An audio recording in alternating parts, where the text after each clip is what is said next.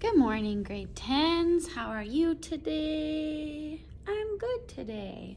I'm actually feeling a little tired today, but it's all good. Not wearing a toque today. First time in the YouTube videos. Not wearing a toque, so winning.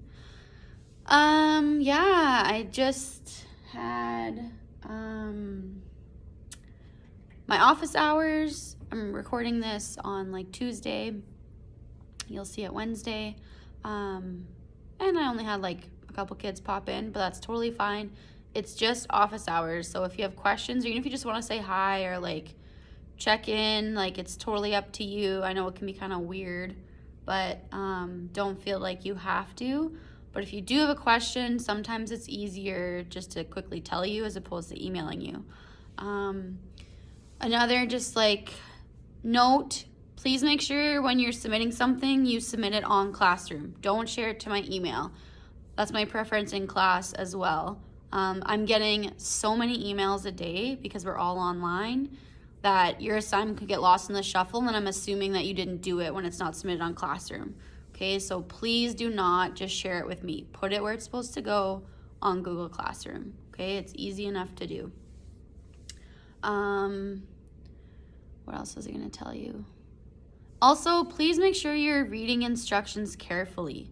Okay, some of the emails I'm getting is just you guys being lazy and not reading instructions clearly. Okay, so if you're watching the videos and reading everything thoroughly on Google Classroom, you should be fine. Okay, there's exemplars, there's your rubric, like everything is on there.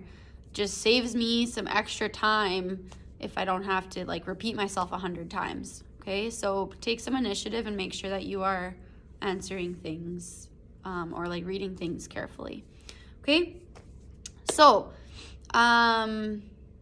you are going to be reading The Sea Devil, or you might have already read it, and I'm just going to go over it with you. So this is your lesson for the story The Sea Devil by Arthur Gordon, which I really enjoy. Okay, so unfortunately, you guys have to annotate online, which kind of sucks because, again, if you're a more like tangible person, right? So this was my copy, right? So I have all my stuff and I have like writing on it, okay? So the main themes in this story that we're looking at would be like man versus nature, hunter versus like the hunted, the power of nature, and how like feeling like you're the hunted can create like empathy for other like creatures and animals in the world. Okay, so right off the bat, right, we have like some setting. So it's nighttime on the Florida Bay, a man alone, he's fishing and he's unaware of what's lurking just below the surface. Okay, there's lots of figurative language in this story. There's lots of similes, metaphors, personification, okay? They're heavily prevalent. So make sure you really are getting all of those that you see in the story. Like right off the bat, right? The man came out of the house and stood quite still, listening. Behind him, the lights glowed in the cheerful room. The books were neat and orderly in their cases. The radio talked importantly to itself. So personification, right? A cheerful room. The radio's talking to itself. Again, personal qualities for inanimate objects. Okay, and then some good setting there. Another like alliteration or personification, that great green thumb. Okay, and there is wonderful imagery in this story, right? So a lot of what you're highlighting green for setting could also maybe be some orange too for figurative language and creating that like setting, okay?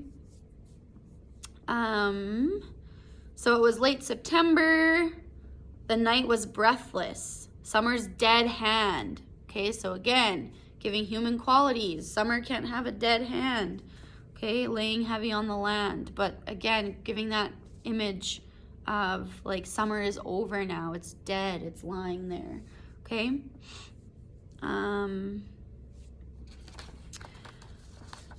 So then you have some good character for the guy that's fishing, right? Late 20s, wide-shouldered, strong. He didn't have to fish for a living or even for food. a man who worked with his head and not with his hands. So that is implying that he's typically maybe like an office worker, right? Or he doesn't need to fish to survive. He's doing this for enjoyment, right? It's something he's doing for fun. It's not his career, and it's not something he's like doing to provide for his family. The repetition at the bottom of the first page, right? He liked. So he liked the loneliness. He liked the clean taste of salt. He liked the arching flight of 16 pounds of lead. He liked the harsh tug. He liked being the hunter, skilled, solitary, and elemental. Okay, so that's definitely character, and it's also like kind of theme, right? The way things had been from the beginning, like caveman style, like we've always, when human beings started, right, we had to be the hunters, we had to survive. So he kind of likes that feeling of being like animalistic or like manly and like being out in nature that way.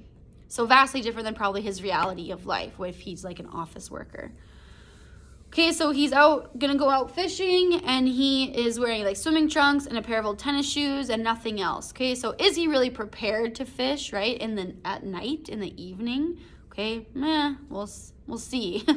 Some more setting, right? The dock. Another simile, a porpoise blue with a sound like steam escaping. And then he describes how the porpoises are his friends, which is so cute.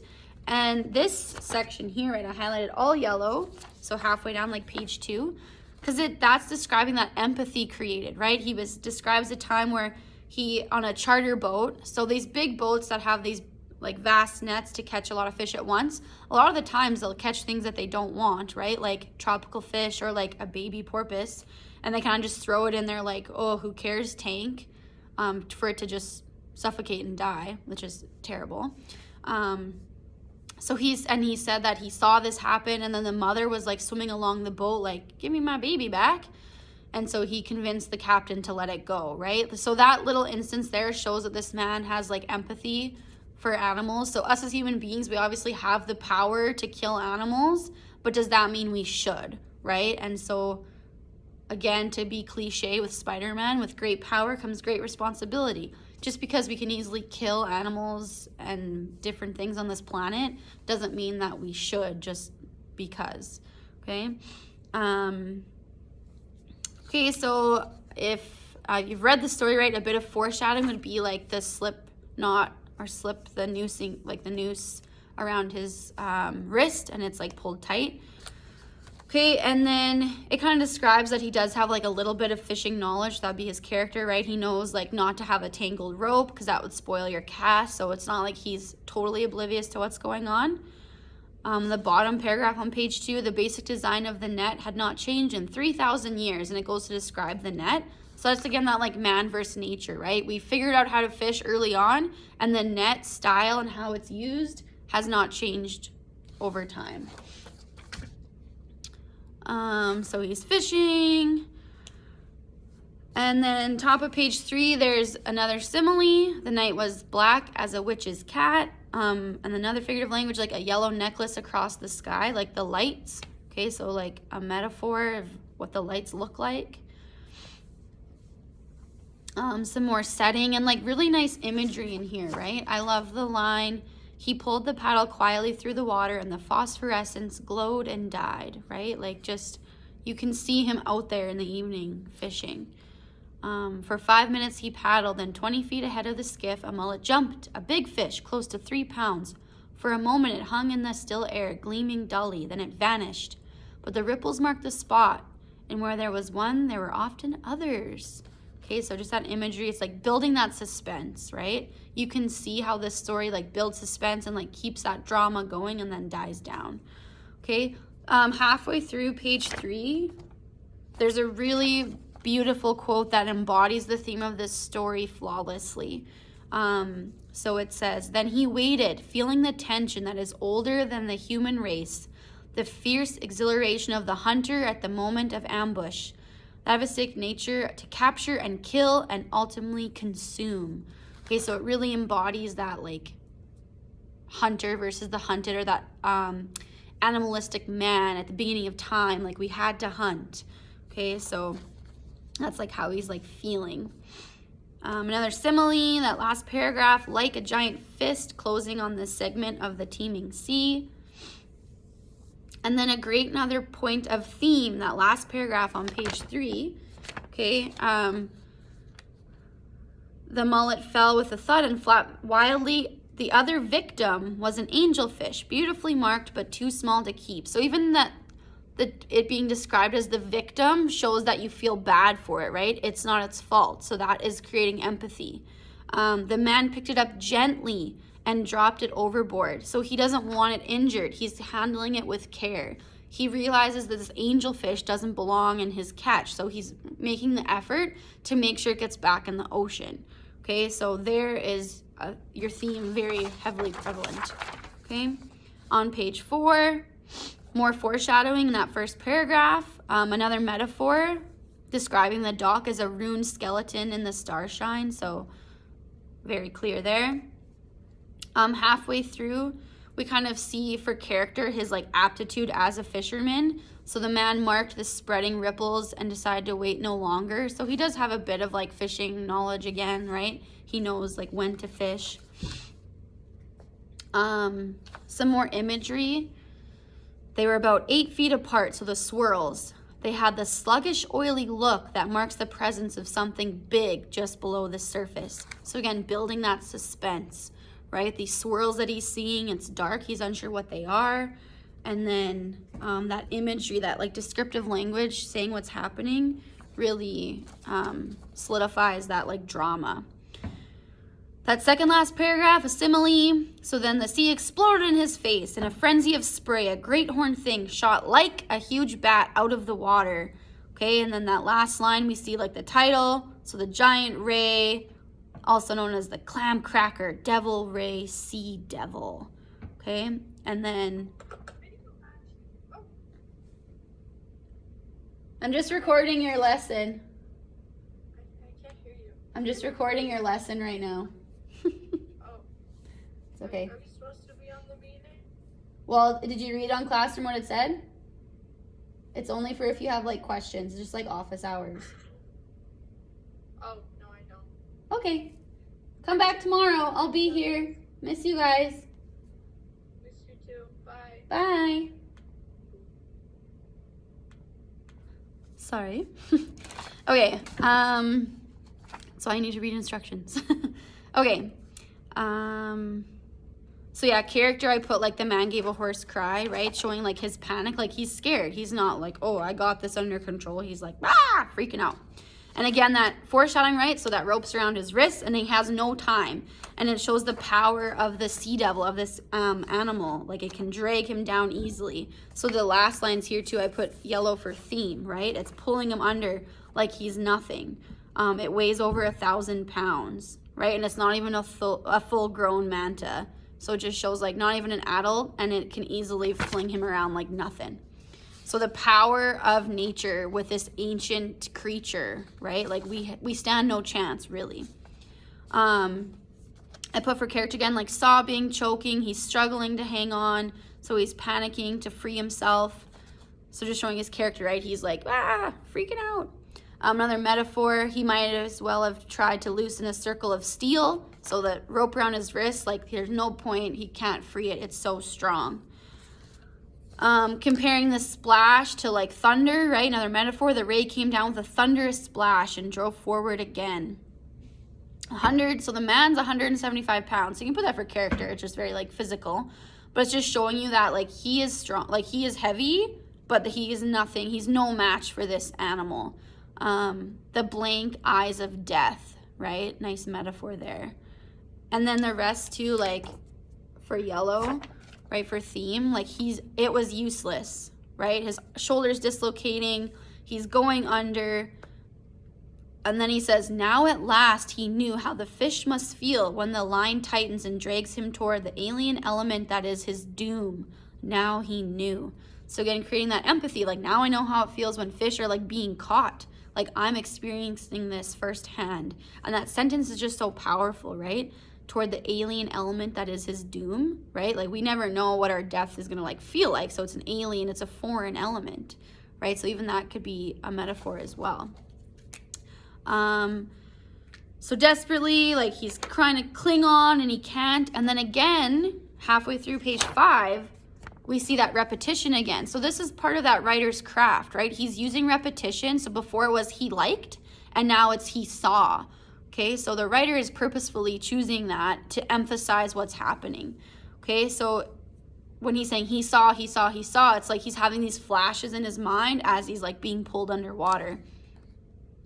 So he sees his wife sitting in their living room reading, waiting calmly for his return, right? So now we know he has a family, and that's like the first thing that comes to his mind is his loved ones. Then he sees the fish that he caught gasping its life away on the floorboards of the skiff. So the fish that he had caught earlier, probably like seconds before, right? This is all happening very quickly. But that's what he thinks of too, is like this poor fish that I've caught and now I'm experiencing this. So that's our theme, right, with empathy. He sees the cigarette he had flung from the seawall touch the water and expire with a tiny hiss. So almost like how he maybe abused nature by like littering in it and putting a cigarette in the water, like disgusting. You could tell it's like an older story because I hope now that people wouldn't do that, because we know that all the animals have it in their poor little bellies. But again, like that's what he's thinking of, right? So why is he thinking of that, right? He's saying like, I had the power to do that as a human, but should I have? And he sees all of this simultaneously in his mind as he's fighting for his life, okay? So we're not really like, as humans, what he's saying is like, we're not valuing the power of nature or like respecting it. And as human beings, like we're not invincible. We think we are, right? We can create guns, we can create bulletproof vests, we can create all these things. But at the end of the day, when there's like a tsunami or an avalanche or whatever, it's easy to succumb to nature. Like we're not invincible as much as we think we are. And then he's thinking about like kind of giving up, like putting like his lungs in one painful sharp shock and he would be finished, right? Like this is it for me. And then a lot of figurative language in that last paragraph on page 5. Okay, so like a fighting fish from side to side, projecting like horns from below the nightmare head, the sea devil jumped again. And that first one, like a fighting fish, right? Obviously, the writer's craft there, he purposefully chose that simile so you understand the comparison, right? So even that one could correlate with theme as well. Okay, so that's that last paragraph on page 5. Page 6, like I highlighted this for theme too. Then no power on earth could save him, right? Just so like humans are so weak compared to nature, okay? He could feel the powerful lunges of the unknown thing that was trying to restrain him. Metaphor and personification, like halfway down here. Razor sharp barnacles bite into his hand. Okay, so beautiful personification there. His fingers into an iron claw, so he's desperately trying to hang on. Okay, so that'd be the metaphor. And he's saying he would hold on until the tendons were severed or the skin was shredded from the bone. So that imagery there too, right? Like how desperate he is and how he's willing to like sacrifice his limb to like hang on. And then for a moment, all was still as the tremendous forces came into equilibrium. So he's kind of like, everything's kind of like chilled out for a moment. And then yeah, at the end of page 5, or page 6, sorry, he's like, he thought of expelling the air and inhaling the water as to have it finish quickly. Like he's like, this is it, he's accepted his fate. But then the ray met the porpoise coming in. So again, remember he described the porpoise kind of like as his friend. And I did highlight like blue here for character of the porpoise, but it does give you indication of what the porpoise is like, right? It had no quarrel with the ray, but it feared no fish in the sea. And when the great black shadow came rushing blindly and unavoidably, it rolled fast and struck once with its massive horizontal tail. So it's kind of like, I don't care about nobody, get out of my way, smack, right, with his tail. And then the next line, right, this is on page 7, that third paragraph there. The blow descended on the ray's flat body with a sound like a pistol shot. It would have broken a buffalo's back. So the metaphor for strength there and a simile of like how loud it was. And so this kind of helps him, right? Gives him like a break so he can kind of escape. And so this paragraph here on page 7, great for theme, right? But the acceptance of imminent death had done something to his brain. It had driven out the fear, and with the fear had gone the panic. And then at the end, Only by using his brain could he possibly survive, and he called on his brain for a solution, and his brain responded. It offered him one. So as human beings, we are blessed with like a very active brain as opposed to animals, so we can create solutions in our life. We can create airplanes, we can create snowmobiles, guns, like all these things that we can use to our advantage, that animals maybe like can't create, right? Like they're not off somewhere building things, right? Unless they're a little beaver making a house. But we do, that's our one advantage as human beings. Okay, and then I just did like for character, right? He swam with a surge of desperate energy, so showing like he's not giving up. He's gonna persevere. The last page, personification, he felt the rope vibrate as the barnacles bit into it. So again, that repetitive, the barnacles kind of like biting. And then he's free, right? The barnacles kind of saw the rope off his wrist. He's free. And then 30 feet away, the sea devil made a tremendous leap and disappeared into the darkness, right? Like the ray is like, what even happened, right? It doesn't even care really what's going on. It's just living its life and showing how like minuscule human beings are. And then for character, right? He heard a strange noise and realized it was himself sobbing. So he's like stressed by the fact of this like near-death experience. And then for sure there's a lot of theme here at the end, right? High above there was a droning sound, and looking up he saw the nightly plane from New Orleans inbound from Tampa. Calm and serene it sailed, symbol of man's proud mastery over nature. Its lights winked red and green for a moment, then it was gone. So showing again how like we have the power to master nature. We master the skies with airplanes, right? But one like lightning storm or whatever could take the plane down. But we think we're so invincible against nature that we can do all these things. Okay, and then the great line for empathy again. So after all this has happened, his hand is like bleeding and in pain, but he says, the man reached down with his torn hand, picked up the mullet, and let it go. So the mullet was the fish he caught earlier. So again, showing empathy. Like he made sure to let that fish go because now he knows how it feels. So that empathy was created. Or he kind of already had it instilled with that angelfish earlier. But even when he's like bleeding profusely and he's all injured, he still chooses to let that fish go. So yeah, just kind of reiterating that, like, even though we have all this power, we shouldn't abuse it, right? Like, yes, we can shoot a bear or trap a bear, but if it was like one-on-one, if we had no technology that we create with our brains, that bear would kill us easily. Okay, so just like respecting, have a mutual respect for like nature and people. Like just because we have this power doesn't mean we should take advantage of it.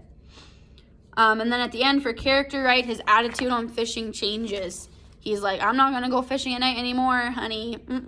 Not today. Okay, so that near-death experience changed him, and he decides that he won't be doing that again anytime soon. Okay, so that was the Sea Devil. I hope you enjoyed it. So you have to annotate and do the questions, okay? I basically went over most of the annotations for you, so if you paid attention and kind of had both open at the same time, you would be fine. Okay, office hours are during our class time, so if you need to pop in on Google Hangouts or whatever it's called, you can do that. But you have to accept the email that I sent out first to like be accepted into it. Okay, that is all. I hope you have a great day. Miss you guys. Bye.